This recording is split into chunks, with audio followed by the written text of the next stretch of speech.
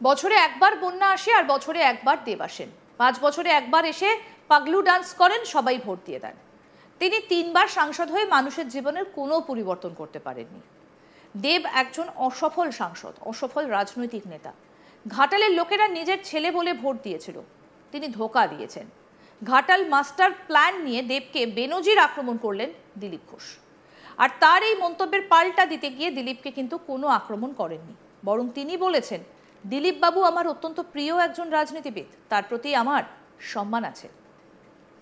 বুধবার পশ্চিম মেদিনীপুরে প্লাবিত ঘাটালের প্রশাসনিক বৈঠকে হাজির হয়েছিলেন সাংসদ দেব। অন্যদিকে সেই ঘাটালেই হাজির হয়েছিলেন একটা পারিবারিক অনুষ্ঠানে যোগ দিতে যান বিজেপি নেতা দিলীপ ঘোষ। দেবের উপস্থিতি নিয়ে দিলীপ ঘোষ সংবাদ মাধ্যমের সামনে কটাক্ষ করতে ছাড়লেন না, পাল্টা জবাব দিলেন দেবও। রীতিমতো ঠান্ডা মাথাতেই একে অপরকে তীর্যক আক্রমণ করলেন ঘাটালে। সাংবাদিকদের মুখোমুখি হয়ে বঙ্গ বিজেপির দাবাং নেতা দিলীপ ঘোষ বলেন, বছরে একবার বন্যা আসে আর বছরে একবার দেব আসেন। 5 বছরে একবার এসে পাগলু ডান্স করেন, সবাই ভোট দিয়ে দেন। তিনি 3বার সাংসদ হয়ে মানুষের জীবনের কোনো পরিবর্তন করতে পারেননি। ভগবানের ইচ্ছায় ভগবান আছে, ভগবান আসে, বন্যা যায়। এখানকার সরকারের কোনো রোল নেই। দেব একজন অসফল সাংসদ, অসফল রাজনৈতিক নেতা। ঘাটালের লোকেরা নিজের ছেলে বলে ভোট দিয়েছিল, তিনি ধোঁকা দিয়েছেন। দেব এখানে এতগুলো বছর কি করেছে দেখতে এসেছি, তাই দেবকে টার্গেট করলে কারোর ভোট বাড়ে না, কিন্তু দিলীপ ঘোষকে টার্গেট করে অনেকেই ইমেজ তৈরি হয়। কি বলছেন দিলীপ ঘোষ, শুনবো। একবার দেব আসেন আর 5 বছর একবার এসে পাগলু ডান্স করেন, সবাই ভোট দিয়ে দেয়, আবার গালাগাল দিতে দেয় লোকে। আমার মনে হয় না দেবের 3বার এমপি হয়ে তিনি পরিবর্তন করতে পারলেন মানুষের জীবনের, কোনো বন্যার কোনো পরিবর্তন করতে পারলেন। ভগবানের ইচ্ছায় বন্যা আসে, বন্যা যায়, এখানকার সরকারের কোনো রোল নেই। একজন অসফল সাংসদ, একজন অসফল রাজনৈতিক নেতা। ঘাটালের লোক নিজের ছেলে বলে তাকে ভোট দিয়েছিল, তিনি সবার সঙ্গে ধোঁকা দিয়েছেন। দেব আজকে বলেছে যে দিলীপ দা আবার খড়গপুরে দাঁড়াতে চাইছেন, কিছু তো উনাকে করতে হবে, আমি উনার সব টার্গেট। আমি কি করেছি খড়গপুরে গিয়ে দেখে আসুন, মেদিনীপুর লোকসভায় যান। আমি তো দেখতে এসেছি দেব এখানে 10-12 বছরে কি করেছে, 15 বছরে, তো সেটা দেখতে এসেছি। সেখানে দেবকে টার্গেট করলে কারো ভোট বাড়ে না। একজন অসফল সাংসদকে যদি আমি টার্গেট করি, আমার কি লাভ হবে? হ্যাঁ, দিলীপ ঘোষকে টার্গেট করে অনেকে ইমেজ তৈরি করে। বিতর্ক চলবে। আমরা এখানকার যারা জনপ্রতিনিধি, এমপি তিনি 3বারের, তার কাছ থেকে মানুষ আশা করে। প্রথম আশা যে মানুষকে যেন বন্যা থেকে তোলা হয়। এখন প্ল্যান করে প্রতি বছর ঘাটালের মানুষকে বন্যায় ফেলা হয়, এটা কি মাস্টার প্ল্যান? তো সাহেব উনি জবাবদেহি করবেন, যিনি এখানে বারবার উনি কথাও দিয়ে গেছেন, উনি এখানকার ছেলে, উনি জানেন কেন পরিবর্তন হচ্ছে না, তাই এইসব প্রশ্ন উঠছে। এরপর তিনি বলেন, ঘাটালে বন্যা কোনো নতুন কিছু নয়, আমরাও এখানে বন্যা দেখতে আসি। ত্রাণ দেওয়া, ছবি তোলা এখানকার কাজ, নেতারা তাই করেন। এবারে পরিবর্তন দরকার আছে। আর কি বললেন বিজেপি নেতা দিলীপ ঘোষ, শুনবো। প্রতি বছর যেমন দুর্গাপূজা, কালী পূজা হয়, ঘাটালে বন্যা হয়, আর আমরাও বন্যা দেখতে আসি প্রতি বছর। আমি তো প্রতি বছরই আসতাম নৌকো করে গিয়ে লোককে ত্রাণ দেওয়া, ছবি তোলা, এটাই এখানকার কাজ। আর নেতারাও তাই করেন। নেতারা পড়েও গেছিলেন, একবার ভেসে যাচ্ছিলেন। সেইখান থেকে আমার মনে হয় মানুষের মুক্তি পাওয়ার অধিকার আছে। বহু বছর ধরে বিভিন্ন পার্টিকে তারা ভোট দিয়ে এসছেন, একাধিকবার ক্ষমতায় থাকার পরেও প্রতিশ্রুতি ছাড়া কিছু পান না। এবারে পরিবর্তন দরকার আছে। কেন 6 মাস ধরে তারা জলের নিচে থাকবেন? এই অধিকার তো আছে এখানকার মানুষের, তারা খুব পরিশ্রমী। আজ এখানে কিছু হচ্ছে না বলে এখানকার লক্ষ লক্ষ মানুষ, আপনি আরামবাগ, পুসরা থেকে আরম্ভ করে ঘাটাল, আমাদের সবং পর্যন্ত, ওদিকে ময়না পর্যন্ত, বহু মানুষ এখান থেকে ছেড়ে বাইরে চলে যান জীবিকার জন্য, কারণ এখানে কোনো চান্স নেই।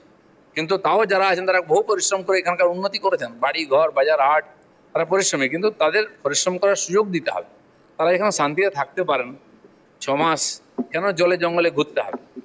এইটার থেকে মুক্তি চাইছে ঘাটালের মানুষ, একটু খুব বড় নয়। ভবিষ্যৎ তো আছে, এই সরকারের যখন যাবে এখান থেকে তখন হয়তো সম্ভাবনা আছে, তা নাহলে কোনো সম্ভাবনা নেই। এইসব বড় বড় রাস্তা 4 লেনের কারা করে দিয়েছে? এটা কি চায়নার লোক এসে করে না আমেরিকা থেকে? মাস্টার প্ল্যান হওয়ার আগে যে হাইওয়ে গুলো হয়েছে বড় বড়, সবই তো কেন্দ্রের টাকায় হয়েছে। আপনারা কি করেছেন? প্রতিশ্রুতি ছাড়া কিছু দিয়েছেন?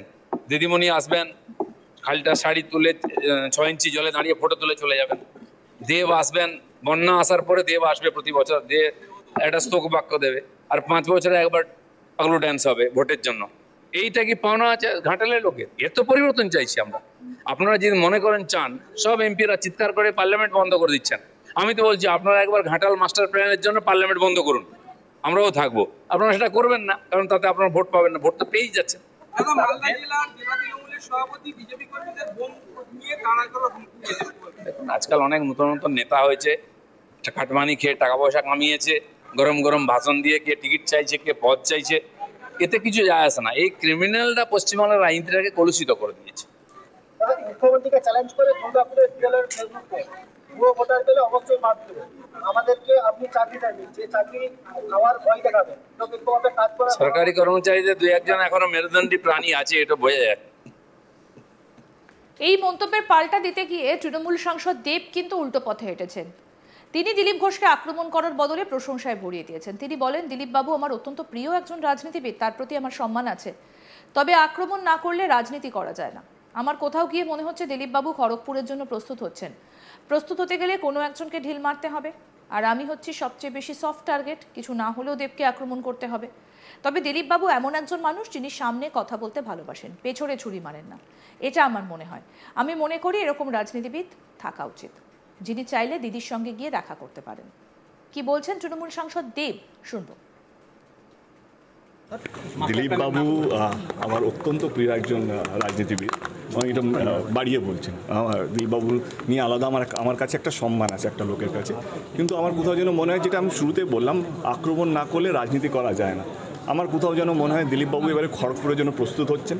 এবারে খড়গপুরের জন্য প্রস্তুত হতে গেলে কাউকে একটা তো ঢিল মারতে হবে, আর আমি তো সবচেয়ে বেশি সফট টার্গেট এখানে। কিছু না হলেও দেবকে কিছু একটা আক্রমণ করতে হবে। বাট আমি যদি দিলীপ বাবুকে নিয়ে বলি, আমার ভীষণ ভালো লাগে এমন একজন মানুষ যে সামনে কথা বলতে ভালোবাসে, যে পিছনে ছুরি মারে না। এটা আমার মনে হয় এমন একটা মানুষ যে মনের মধ্যে যে কথাগুলো হয় সেগুলো মুখে বলতে সাহস রাখে।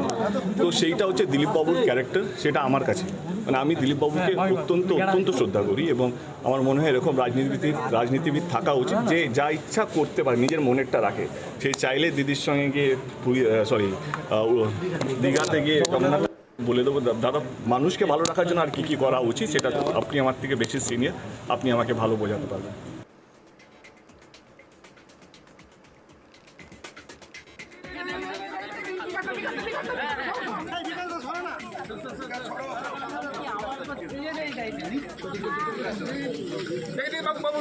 এদিন ঘাটালে যান সাংসদ দেব এবং তাকে এদিন আক্রমণ করেছেন বিজেপি নেতা দিলীপ ঘোষ। তিনি বলেন যে বছরে একবার বন্যা আসে আর বছরে একবার দেব আসেন।